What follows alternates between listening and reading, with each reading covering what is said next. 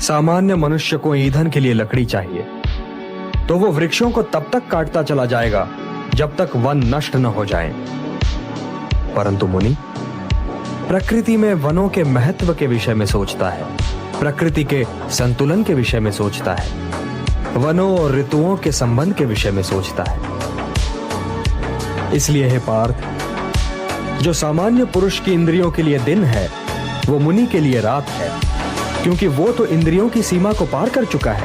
और जो सामान्य पुरुष की इंद्रियों के लिए रात है, वो मुनि के लिए दिन है, क्योंकि उसी सन्नाटे में मुनि की चेतना का सूर्योदय होता है।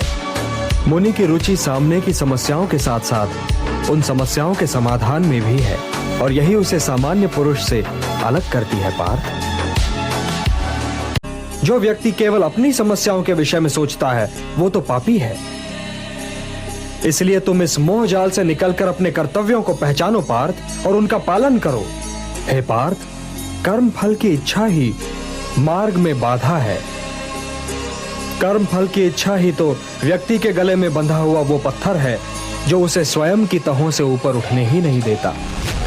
यही तो व्यक्ति को समाज से काट देता है और उसे व्यक्तिगत लाभ और व्यक्तिगत हानि की दलदल में ढकेल देता है। समाज तुम में नहीं है पार्थ, तुम समाज में हो। इसलिए लोक संग्रह और लोक कल्याण ही को अपना परम कर्तव्य मानो, क्योंकि जो समाज के लिए कल्याणकारी होगा वही तुम्हारे लिए भी कल्याणकारी होगा।